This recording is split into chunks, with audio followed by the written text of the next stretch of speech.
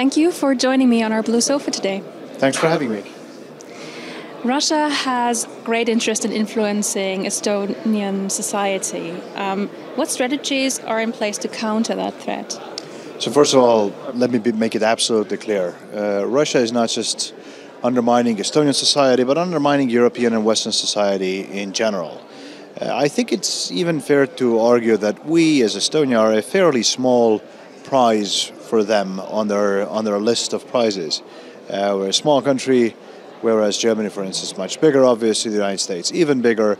So some of the methods that we've seen them use in Estonia, we are seeing all around the Western world. Cyber attacks, spreading of false narratives, with the aim of not necessarily convincing our people of an alternative truth, but of confusing our people. Not with the aim not of changing our mind necessarily, but of paralyzing us with fear. So the strategy we've used is a strategy of direct countering of Russian attempts. If their goal is to paralyze us with fear, we will demonstrate that we will not be paralyzed. If their goal is to sow confusion, then our weapon is clarity. If they use lies, then we use the truth. Nothing more complicated than that. Communicating clearly to our people and the world writ large, both the issues that are at stake, as well as our strategies and policies. Looking back to 2014, how has the Russian threat changed over the last 10 years? So you're right to point to 2014, because that's when obviously the Russians invaded Crimea and the Donbass, annexed illegally Crimea, and started a war in Ukraine. So the major difference between then and now, or I should rather say then and February 24th of 2022, is in the magnitude of the fight, but I would argue even more importantly in the fact that Russia no longer hides the fact that it is committing outright aggression with the goal of annihilating both Ukraine as a sovereign entity and the European security architecture as we know it. It is this fact of brazenness, the fact that they are no longer even making an attempt to hide the crime that they are that they are committing, that makes this war the consequential war of our times. Because one day this war will be over, and then we will know whether aggression as a tool of statecraft succeeded or not, whether borders were changed as a result of military force or not. Those are obviously important questions, not just for the security of Ukraine, but for the security of this continent and for the world. The Baltic Sea is getting more and more important, and that made it an essential target for hybrid warfare. How do you counter that threat, and what is your vision for the European community? So the main aim of Russian hybrid activities in Europe is to divide us, confuse us, paralyze us with fear. Those are the things we need to counter. So let's focus on staying united. Let's instead of utilizing fear or being afraid, let's focus on the task at hand and continue moving ahead, both in terms of raising the cost of aggression and in terms of supporting Ukraine.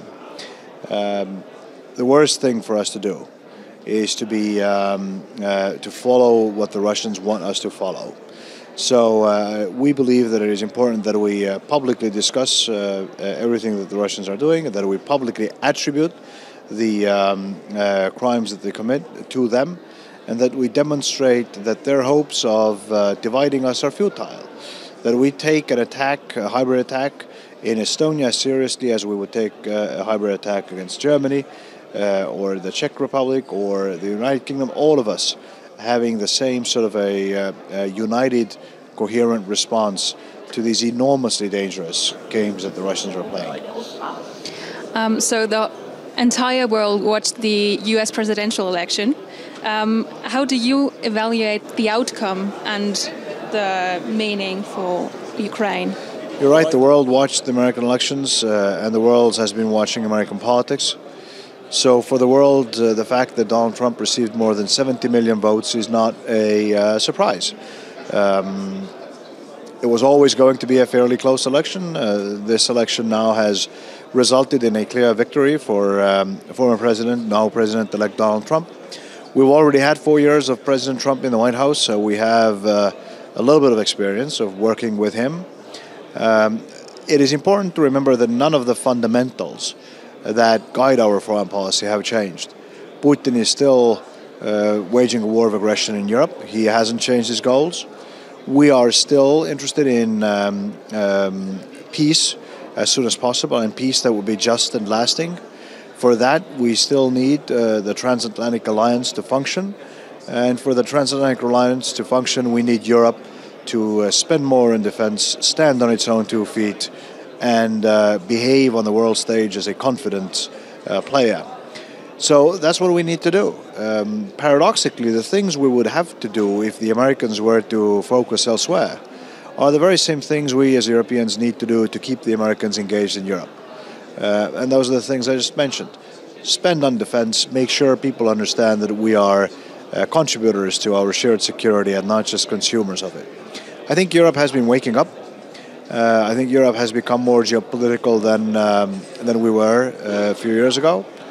I think we'll be able to watch both the American president and the other leaders around the world confidently in the eye and credibly demonstrate that we bring something to the table. We are contributors to that relationship.